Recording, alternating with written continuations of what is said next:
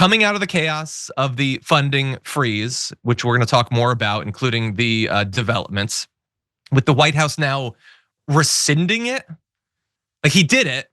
He says it's constitutional. And then they clarify it the next day because it turns out they didn't know what they were talking about.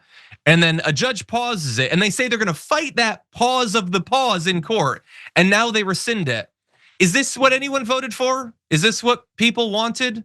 Is this running the government like a business? Is this daddy's home?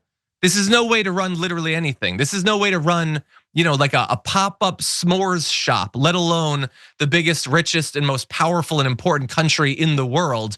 But anyway, as a result of this chaos, the Democrats, some of them, appear to have woken up a little bit, and they're trying to fight back. And so Hakeem Jeffries sent a memo to the Democrats through their Policy and Communications Committee telling them to make some noise, including saying you should do press conferences with local elected officials and bring people whose organizations or individuals were affected by the freeze and sort of make sure that people know who this is hurting. The broad swath of America, including conservatives, Republicans, and MAGA people who are being affected by this. You should make videos of it. You should share it. Again, it burns my brain that this is the sort of advice that you need to give in year 2025.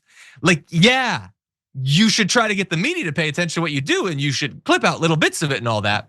But anyway, I want to get to a couple of other criticisms, including from AOC, one of the Democrats that did not need to wake up. She's been fighting this from minute one. It says Trump is holding all the nation's hospitals and vital services hostage to seize power from Congress and hand it over to billionaires.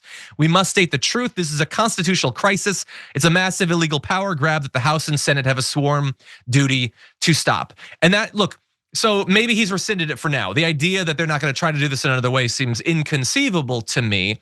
And also the fact that when he did this, I didn't hear virtually any Republicans in Congress have an issue with it. Mike Johnson was told effectively by the president, you're just like a ceremonial thing. You're like a decoration that we put on top of the cake. You have no power, you have no control. You can pass whatever laws you want. I'm just gonna make law by executive order, and the laws that you pass, I'm not gonna faithfully execute. I don't care about it literally at all. And they didn't have an issue with that. And that's what we should be very worried about. Not only that Donald Trump is acting like a king, not only that the Supreme Court said that he should, but that there's virtually no opposition among the Republicans. Not just to this, but also the hearings and all of that. And so they're trying, Sharon. Chuck Schumer called this a dagger at the heart of the average American family in red states and blue states. Granted, he delivered it, as Chuck Schumer, so that undercuts it a bit. It's a better line in the mouth of an AOC. But I like that they seem to realize they should do something. They should wiggle a little bit, let people know that they're still alive. I think a lot of people are waiting for that. Yeah, I like it too, but only because the bar is so low. Really, Hakeem Jeffries, if you have to tell people, I couldn't agree with you more, that it's about storytelling. I learned that in journalism school where I picked the food court at the mall as my first story and brought it back, okay? I think I said the line, the only F word around here stands for food. That's how pathetic, that's actually what I did. And the journalism class laughed at me, okay? That's how pathetic that advice is. What Donald Trump is doing, and I don't want to scare you because your sweet angelic daughter is so young. She's young. You're a first-time dad. You don't know what's about to happen. But you'll get tired. They'll try you, they'll push you and push you. And the next thing you know, if you're not careful, a little boy or girl will be smoking a joint at the dinner table and flipping you off because you have not corrected the behavior in real time. You have not addressed it in real time. They are asleep. They've been asleep for years.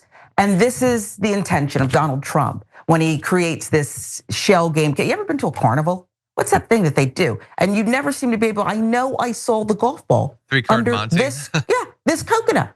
And yet they're able to move so fast and create so much chaos. And you're probably tired, okay? And so you can't find it anymore. So you just lose all your money at the fair that night and you go home and pretend you had a good time. Not Sharon Reed, let it be noted, is not a fan of the carnival. Yes, look, we're gonna try to keep our energy up, both to oppose the Trump administration and to keep our young daughters in line. By the way, I have played a version of 3-Card Monte with cups and like a little pig with my daughter, and she's pretty good, by the way, at finding it. But yeah, no, they do try to wear you down. But look, I've now read an article about Axios has an article about it. They literally just rescinded the memo. Like, I'm sure that by tomorrow they'll have come up with a way to make it worse than it already was. But for now, is that not like a stunning defeat, a stunning, humiliating defeat that they came out there like, oh, look at what we're gonna do. We're gonna take control of everything. Oh no! And then they fall on their face, which my daughter has also done recently. And it's why, by the way, I like Jon Stewart. Love Jon Stewart, he's great.